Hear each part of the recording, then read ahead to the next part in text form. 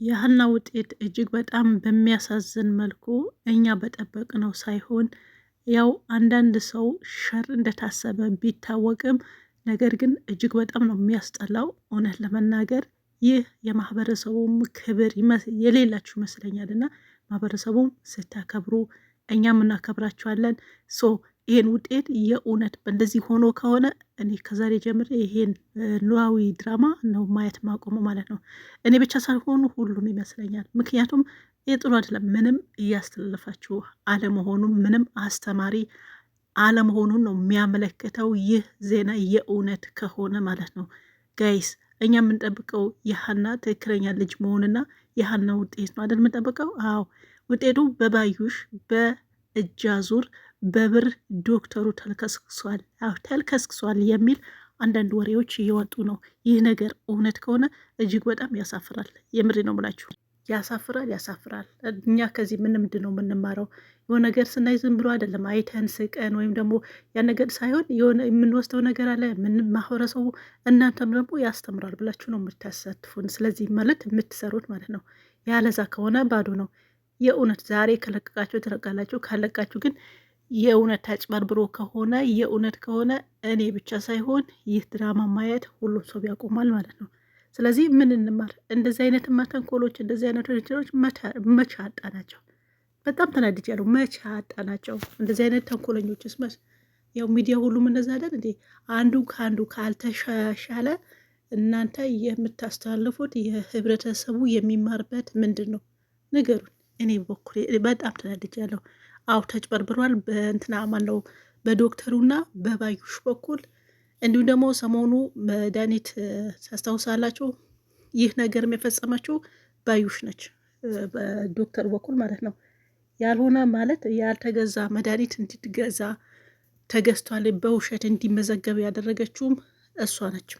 ስለዚህ ዛሬም ውጤቱ በርግብ እንደሆነና እንደዚህ በፌክ እንደሰሩት በእንደዚ አይነት ሰርተው ዜናው እንደዛ ነው ተሰራው።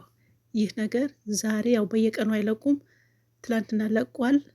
ዛሬ ከለቀቁ ካለቀቁ ደግሞ ከነገ ወደሚሆን ከ3 ቀን ከ4 ቀንም ብቻ ይህ እውነት የሀና ውጤት ካልሆነ እኔ አቆማለሁ።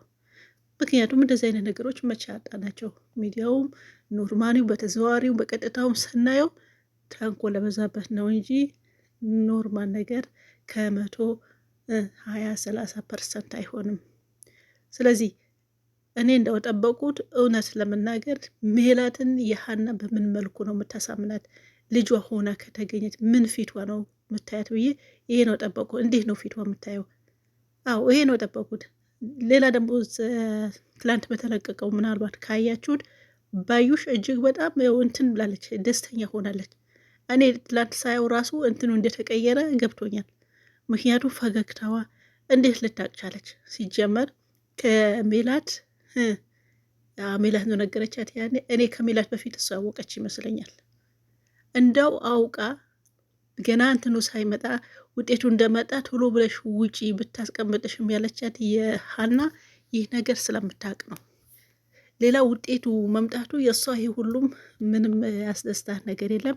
ግን የሰራችው ስራ እውነት አድርጋው ቢሆን ነው እንጂ ፈገግታዋ፣ ሳቂታዋ ምናምን ሌላው የሀና ገብታ በራሷ ጊዜ እንደወጣች ይህንን ትቢት እየመከረቻት ነበር። ልጅቷ ጎበዝ ስማርት ስለሆነች እኔ በጣም ዝም ብዬ ተጣልቼ አይደለም፣ አመስግኜ እትዬን አባቴ እንዲታከም ያው ከፍተኛ አስተዋጽኦ አድርጓል። ስለዚህ ብወጣም በፈቃድ ነግሌ ነው እንጂ ዝም ብዬ አልወጣም ብላ ትክክለኛ መልስ፣ የተማረ ሰው መልስ መልሳላለች። ስለዚህ ይህ ሁሉም ያደረገችው ባዩሽ ነች። እኔ ባዩሽ ችግሬ ባዩሽ ጋር አይደለም፣ እውነት ለመናገር ድራማም ቢሆን ማለት ነው። ድራማ ነው ምን አቃጠለች ምን አናደደች ለምን ትቶ ይችላላቸው። ኦፍኮርስ ድራማ ነው። ነገር ግን ይህ ባዩሽ ሳትሆን ባዩሽ እንዳለ ሆና ዶክተሩ ነው ከምንም በላይ ማለት ነው። እንግዲህ ዶክተሮች ታውቃላቸው ከፈጣሪ በታች የሰው ልጅ ያው የመሞት እንትናቸው ያው በእነሱ እጅ ነው። ምክንያት አላህ ካልጻፈበት አንድ ሰው እነሱ ምክንያት ሆኖ ሊያድኑ ይችላሉ አይደል እንዴ? ብዙ ኃላፊነት በተለይ ደግሞ የህይወት ጉዳይ ሲሆን ታውቃላችሁ ዶክተሮች ላይ በጣም እንትን ይፈልጋል። ስለዚህ በቃ እነሱ ትልቅ ማድረግ አላቸው፣ ትልቅ ክብር አላቸው። ከፈጣሪ በታች ሰበብ ሆኖ ሰውን የሚያድኑ እነሱ ናቸው። ግን እነሱን ይሄ አንዳንዴ ያው ብዙ ነገር ይከሰታል። አጋጣሚ ሆን ብሎ ማንም ሰው አያደርግም። ብዙ ጊዜ በሕክምና ስህተት በሕክምና እንደዚህ ሆነ ምናምን ይባላል አይደል? የሕክምና ስህተት ተፈጥሯል፣ መድኃኒት ስህተት የተጻፈ ያደለቁ ብዙ ነገር እንደዚህ አይነት እንትኖች ይፈጠራሉ ብዙ ጊዜ ማለት ነው።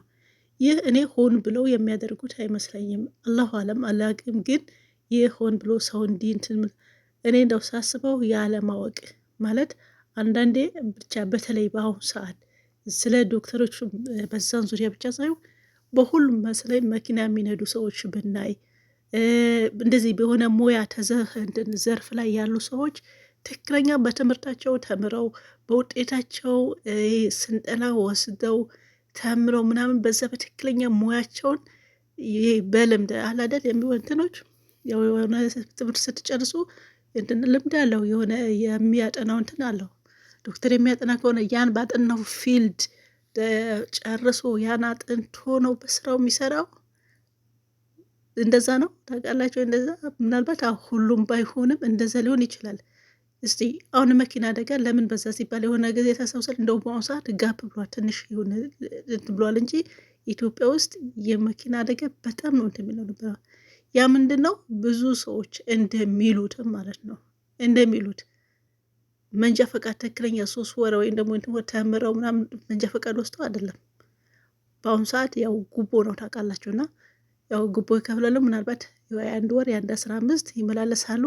ከዛ የሻይ ቡና ብለው እንትን ይሰጣሉ። ከዛ መንጃ ፈቃዳቸው ይሰጣቸው። ብዙ ጊዜ አደጋ የሚበዛው በዚህ ነው። አውቆ መቼም እራሱም ህይወት ነው የሚጠፋው። ለምን ታውቃላችሁ? አይ እንትን ብለው ነው ምናምን ኖ ምክንያቱም እራሱ ነው የሚጠፋ። አውቆ አይገጭም። አውቆ በሆነ ነገር አይገለበጥም። ምናልባት አንዳንዴ የመንገድ ችግር አለ ኢትዮጵያ ውስጥ ብዙ በተለይ ደግሞ እንትን አካባቢ ክፍለ ሀገር ምናምን አንዳንዴም ከተማው ውስጥ ራሱ አዲስ አበባ ውስጥ መኪና ተጋጭቷል፣ ተገልብጧል። ታውቃላችሁ።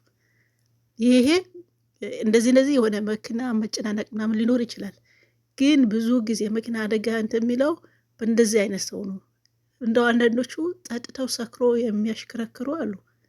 አንዳንዶቹ ደግሞ በእጃ እንዴት ባለፈው አይታችሁ አይደል? ሶሻል ሚዲያ ላይ ያን ሰው እየተፈለገ ነበር ይያዛያዝ ባይታወቅም እንዴት እንደሚነዳ እነ ጉርሻ ምናምን ለቀውት ነበር። እንደዚህ አንዳንድ ሰክረው ጥጋብ እንትን ብላቸው እንደዚህ የሚያደርጉ ሰዎች አሉ። ያ እኔ ተምረው በትክክል ውጤታቸውን እንትን ብለው ይሄ ምንድነው ስልጠናቸው ወስደው የሚነዱ አይመስለኝም። እና ይሄ በጉቦ በተያያዘ ነገር ሁሉም ነገር ዶክተሮቹን ጋር ስመጣ ያው የሰው ህይወት ነው። ሁሉም በተማረበት እንትን ነው ትክክለኛ ነው ማለት እኔ እንጃ ይከብደኛል። ምናልባት ትክክለኛ በተማሩበት ሌሎች ይመጣሉ ሊሆኑ ይችላሉ አሉም። አንዳንዶቹ ግን በሆነ ኩረጃ የሚባል ነገር አለ። አንዳንዱ ደግሞ ያው ትንሽ ልምድ አለው። የዛኔ ናክል ልምድ ያስፈልጋል በስራ በተለይ ደግሞ እንደዛ ስትሆኑ። ግን ምላችሁ ፈልጌ ነው በጥቅሉ አንዳንድ እንደዚህ በጉቦ ታለፉ የሚመጡ ወደዚህ አሉ። ይሄ ነገር ደግሞ ሰው ህይወት ላይ ሲሆን እጅግ በጣም አደጋ ነው። በተለይ ዶክተሩ አካባቢ ማለት ነው። ያም እንደዛ ሆኖ ደግሞ በጉቦ ደግሞ የሚሆን ከሆነ እጅግ በጣም አስቸጋሪ ከባድም ነው። በጉቦ ምሰሩ ከሆነ እና ባዩሽ በጉቦ ተደራድራ ነው። ይሄ ድራማ ቢሆንም ግን ያለው ነገር ነው። ይሄ ነገር ይሰራል። ስለዚህ እንደዚህ በብር ዶክተር እንትን ብሎ ውጤቱ ከቀየረው አንደኛ የምታስተላልፉት ትምህርት ያው ሌላው ምንም የሚመርበት ነገር የለም። ሁለት ያስተማራችሁ ነገር የለም። ህዝቡም ከዚህ የሚወስደው ነገር የለም። ሌላው በቃ ጭካኔ እንደተለመደ ኖርማል ነው አይደል? በቃ እንደዛ ነው። ስለዚህ ይህንን መቀየር የለበትም።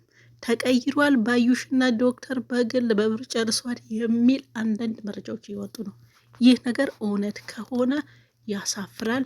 ማንም ሰው የሚያይ አይመስለኝም። በቃ ትክክለኛ ሀና ነው። ምናልባት ሰውንትን ካለ ትቀይሩ ትችላላችሁ።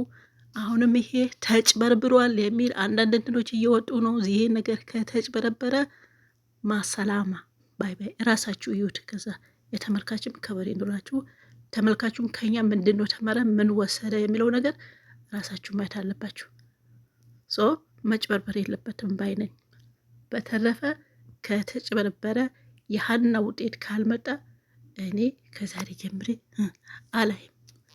እናይሻለን አታይም በሉኝ። ሰላማችሁ ይብዛ። ባይ ባይ።